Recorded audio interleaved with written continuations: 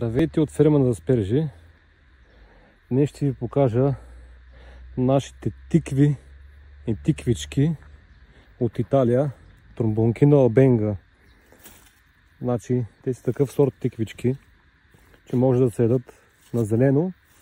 И така, както ги виждате, оранжеви, те са напълно озрели.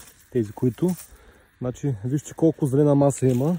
Тези тиквички са разсадени началото на май месец и все още пускат зелени тиквички. Ето точно тези зелените, те са годни и за прясна консумация, като стават на скара, на печка, пържени. Ето, още пускат.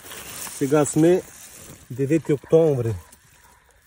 Зелените и това са оранжевите, които вече са озрели и главно те се ползват повече за готвене, за крем супи, защото техният вкус е неутрален и не са сладки. Много са подходящи за бебета и за подрастващи. Ето вижте колко зелена маса има и сме на 9 октомври. Тези тикви май месец, 4 месеца и продължават да дадат хубава зелена маса и хубави пресни тиквички. Благодаря.